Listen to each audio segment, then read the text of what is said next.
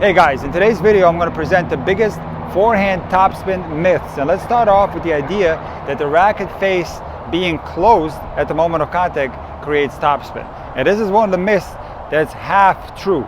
So if you indeed would make contact with a closed racket face, naturally you will get more topspin on the ball. And this has to do with the angle we're impacting the ball with. So most likely if we impact the ball with a closed racket face a little bit higher on the ball, naturally this will make the ball spin more. This is absolutely true. And it's evident when players, for example, with the Eastern forehand grip, switch to a, let's say, Western grip. Now they have muscle memory for the Eastern forehand grip at the moment of contact. So the wrist is going to be in a certain position at the moment of contact if players have been using the Eastern grip for a long time. And now what happens when they switch to, let's say, a Western grip, that same angle of the wrist will make the racket face too closed, and they end up with too much spin, unable to get the ball over the net. And since I play with a semi-Western grip, the only way for me to demonstrate this phenomenon would be to go to a Hawaiian grip. So I'm going to go in a Hawaiian grip, and you're going to see that I'm going to have a very difficult time getting the ball over the net. Or at least I got this one over, but he had a very low bounce on the other side. That's more like it. You see, the ball does have spin. If you take a look at the rotations of the ball, it is spinning, but because the angle of the racket face at contact is too severely closed, I'm not able to get the ball over the net. And this is why I'm calling this a myth.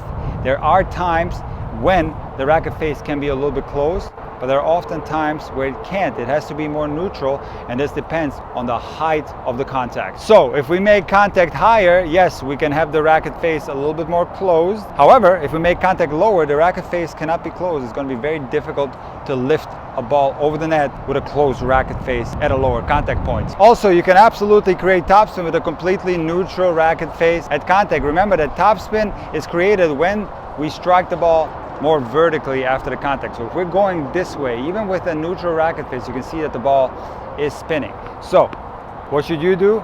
You shouldn't worry about this at all. Naturally, the angle of the racket face will adjust with time. This is not something that you have to tinker with. Remember, the contact is going to occur in milliseconds, but you trying to maneuver the angle of the racket face, this is going to create some severe problems. Under no circumstance try to force the closing of the racket face to create topspin. You will have a very difficult time getting a depth on the ball, and it will result in a lot of net errors. The next forehand topspin myth is related to the previous one, and it is the idea that if we have a more Western grip that we therefore automatically get topspin. This is not true. So I have a fairly flat forehand. Now mind you, there are no completely flat forehands around anymore. Every modern forehand has topspin. If you want to know in detail why this is the case, check out my flat versus spin video. So having said that, it is possible to do a more flat topspin type of forehand with a more Western grip. I, for example, use a semi-Western grip. However, I have a flat topspin forehand delivery, and take a look. So it is absolutely true that when we go over to the Western side on the grip, it is a lot easier to make topspin, but it is by no means a guarantee that we're going to have a more vertical delivery after contact. It is not a guarantee. So it's still possible to have more of a flat topspin delivery where the tip of the racket comes through shortly after contact, even with a more Western grip. And this is easy to see on the WTA Tour, where most of the players use a semi-Western grip or a Western grip. There are very few females that use an Eastern grip, and you can also see that the vast majority of the female professional players have more of a flat topspin delivery. Therefore, Western grips do not guarantee topspin. Yes, they absolutely make topspin easier, but the only thing that guarantees the type of heavy topspin that you see on the ATP Tour is the vertical movement of the tip of the racket shortly after contact. The next forehand topspin myth is the idea that we have to come underneath the level of the ball in order to generate topspin. This is absolutely not true. You can come at the ball straight and still go vertically across it.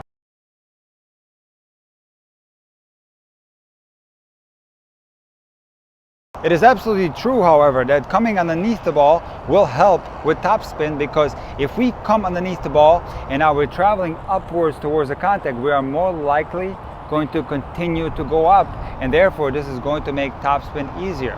However, this works really well on low balls that are waist height and below. So naturally, when balls are lower, we have no problem getting the racket underneath the ball. On the other hand, when the ball gets a little bit higher, this is where it gets tricky. So when the ball gets above the waist, some players are very uncomfortable coming beneath the ball. Now generally on the ATP Tour, the contact is higher because there's a lot of topspin being produced, and players like Nadal and the players that have a lot of spin on their forehands will come underneath the ball even on higher balls. So if you watch Nadal, even though the ball is higher, he will still come from underneath and then do his around the head buggy whip forehand. However, at the recreational level, my experience has been that a lot of players struggle coming underneath the ball on a higher ball. So what you should do instead, what makes a lot more sense, is to adjust the level of the racket head according to the incoming ball. So if you get a lower ball, let's say below your waist, you can naturally drop the racket down prior to contact, which will help with topspin. If the ball is at the waist, you can raise the racket a little bit towards your waist, and then if the ball is a little bit higher, you raise your racket higher in the preparation stage prior to the contact. This will make the forehand swing a lot more comfortable. So is topspin possible when we make these adjustments according to the height of the incoming ball?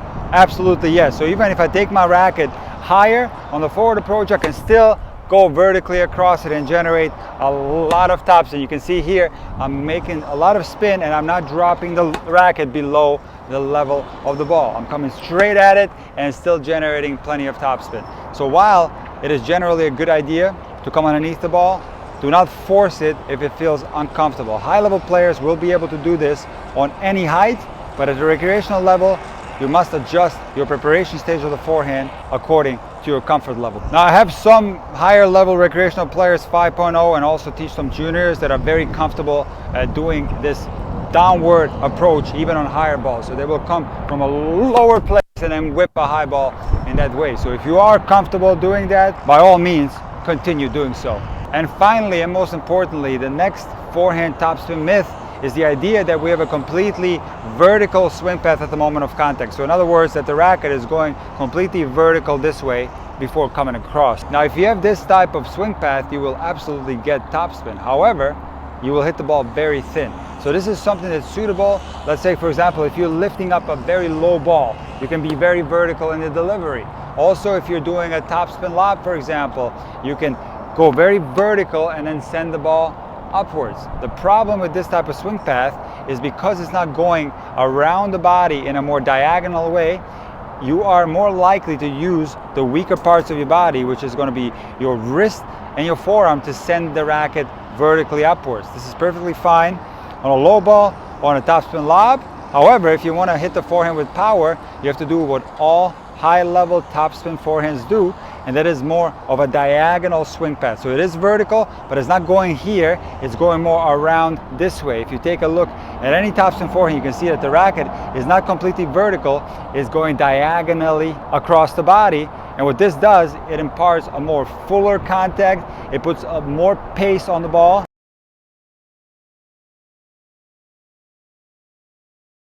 If players indeed did a complete windshield wiper like this, where the racket is vertical, the contact would be too thin and they wouldn't be able to get enough power on their forehands. So guys, stay away from these forehand myths if you want to develop a good topspin forehand, and follow the oldest tip in the book, which is going low to high. This is what's going to generate topspin. It's super simple and you've heard it a million times, but you got to remind yourself to do it. After you make contact, have the racket go up. What I like is going up across the shoulder. This is not absolutely necessary. The racket can easily go up and then down around the waist, but just visualize this upward swing path. This is going to be your best chance to achieve more forehand topspin. And also, it's absolutely true that a more Western grip will put the hand underneath the racket and it will help with exactly what I'm talking about, which is sending the racket upwards shortly after contact.